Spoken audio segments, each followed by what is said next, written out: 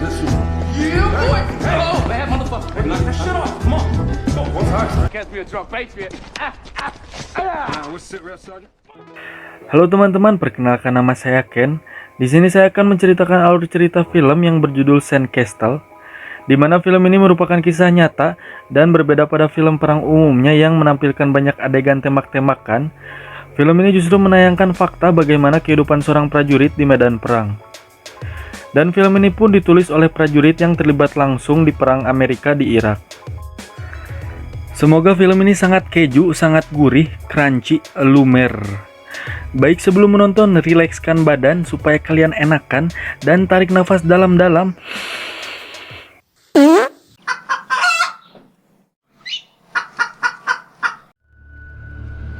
I was lucky to get a war. That's how the old guys saw it. Di awal film terlihat seorang pria yang bernama Okre berbaju marinir dan dia berada di base camp tentara Amerika. Tak lama kemudian dia melukai tangannya sendiri menggunakan pintu hingga berdarah.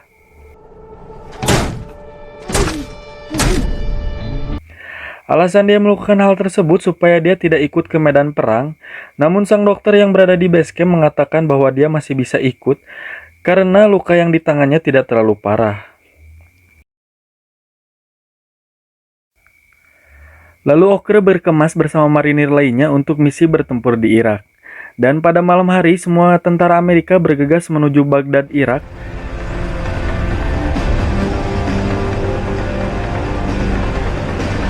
Building.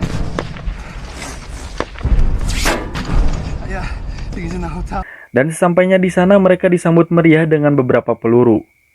Dan terjadilah baku tembak antara tentara Amerika dan teroris. Dalam misi ini Okre bergabung bersama tim Harper yaitu komandannya dan 3 teman lainnya yaitu Enzo, Barton, dan Krusty. Lalu Okre bersama komandan Harper bergegas mendatangi sumber tembakan yang berasal dari suatu gedung. Lalu Okre memastikan tembakan itu berasal dari mana, dari lantai berapa, dan meminta bantuan markas untuk membombardir musuh hingga menjadi tahu dan lumer.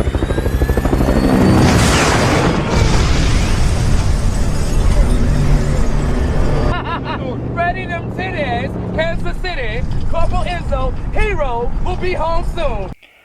Setelah misi tersebut selesai, Okre dan kawan-kawan mendatangi rumah Saddam Hussein yang megah dan lumayan berantakan, di mana tempat ini akan menjadi base camp utama militer Amerika untuk sementara waktu. Keadaan di markas Amerika mengatakan bahwa Irak mempunyai senjata pembunuh massal. Wow. Lalu markas menyuruh prajurit yang berada di medan perang untuk kembali ke base camp. Namun semua prajurit yang sedang berada di Irak sangat santai sekali, bahkan mereka bersuah foto dengan mayat teroris tersebut. Dan tiba-tiba, mayat tersebut bergerak-gerak dan membuatnya semua jadi kaget. What the hell you talking about? Oh shit! Oh! Namun ternyata tim Harper kembali ditugaskan ke Bakubah Irak untuk memperbaiki pompa air dan saluran air yang rusak akibat perang. Mereka ditugaskan untuk memperbaiki pompa air yang rusak dan memberikan air kepada masyarakat, sekaligus mengambil hati mereka supaya hati mereka lumer seperti saya, dan memberitahu tempat persembunyian para teroris tersebut. Singkat cerita, mereka mengunjungi keberadaan Kapten Severson yang ternyata banyak masyarakat yang meminta air kepadanya.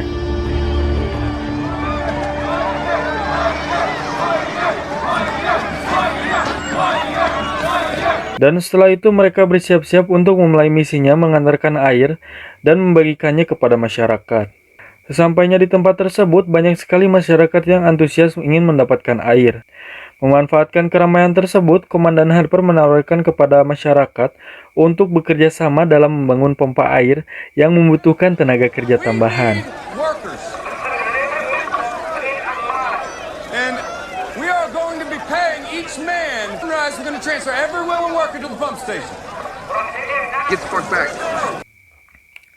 Namun ternyata masyarakat di sana tidak ingin ada yang ingin membantu tentara Amerika, dan setelah itu Komandan Harper bersama Kapten Severson mendatangi kediaman Sheikh untuk bernegosiasi agar masyarakat membantu Amerika. He said this is very dangerous. If he helps the Americans, he will pay with his lives, him and his people.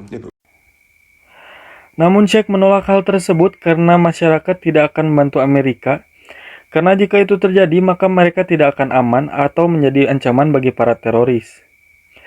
Lalu Harper meyakinkan bahwa tentara Amerika akan menjaga masyarakat tersebut. Namun Sheikh tetap menolak dan mengatakan bahwa pompa air tersebut rusak karena Amerika, maka mereka juga yang harus membetulkannya. Listen here, you piece of shit. I hope you get shot and fucking die. Don't translate that. Singkat cerita, mereka mulai mengantarkan air lagi untuk masyarakat. Dan tiba-tiba, dari arah bukit ada yang menembaki mereka. Lalu mereka mengusirnya, namun karena tembakan tersebut, truk pembawa air menjadi rusak dan bocor.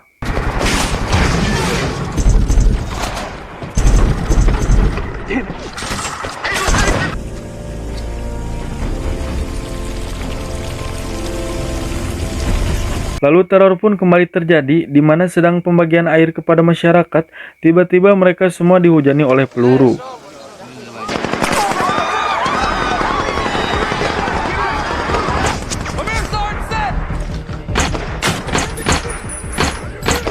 Teroris tersebut datang dari berbagai sudut, dan tragisnya, Krusty yaitu tim dari Okre terkena tembakan dan tewas di tempat.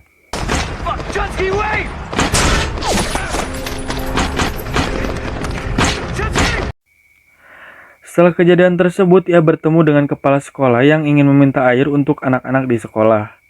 Dan kepala sekolah tersebut mau membantunya membereskan pompa air yang rusak.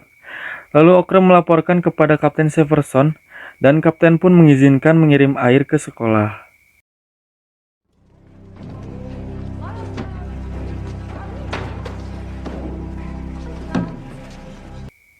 Setelah itu Kadir atau kepala sekolah mau mencarikan pekerja Irak, ia bahkan membawa saudaranya yang merupakan insinyur mesin. Dan bekerjalah mereka membantu tentara Amerika memperbaiki pompa air hingga beberapa hari.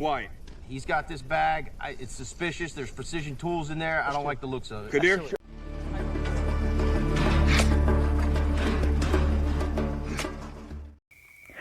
Namun beberapa hari setelahnya, rombongan pekerja dan kepala sekolah tidak datang.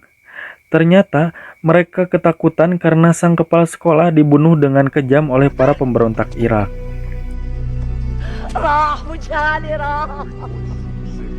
Sang teknisi mesin yang tidak terima atas kematian saudaranya memberitahu tempat persembunyian para pemberontak ke Kapten Severson. They meet at night. The flower shop here. Malamnya, pasukan Amerika menggerebek lokasi tersebut dan baku tembak pun antara teroris dan tentara Amerika pun sangat sengit.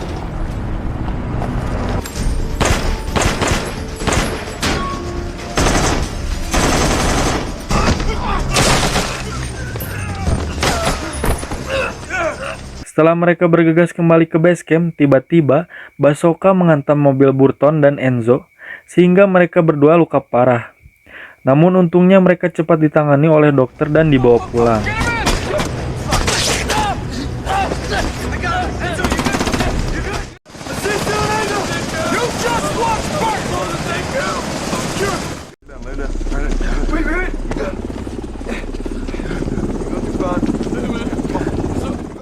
Penggerebekan tersebut membuahkan hasil. Perbaikan saluran air dapat berjalan kembali karena pekerja datang tanpa rasa takut. Namun, tiba-tiba terjadi ledakan yang mengakibatkan banyak korban.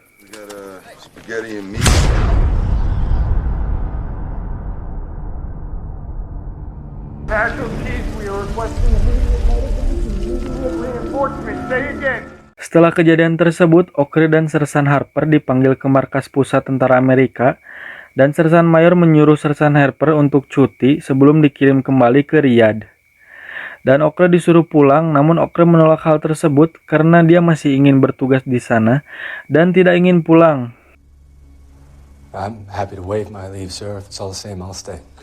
Lieutenant. No, it isn't over. The war isn't over. Okre yang pada awalnya tidak ingin menjadi tentara, kini justru tidak ingin pulang. Ia merasa bahwa tanggung jawabnya belum usai di sana. Namun ia akhirnya tetap dipulangkan ke Amerika Serikat tanpa menuntaskan perbaikan air di sana. Dan film pun berakhir. Gimana teman-teman? Apakah filmnya lumer? Berikan penilaian kalian di kolom komentar dan jangan lupa di subscribe ya, supaya saya tidak sesak napas karena kehabisan rokok. Baik, terima kasih. Assalamualaikum.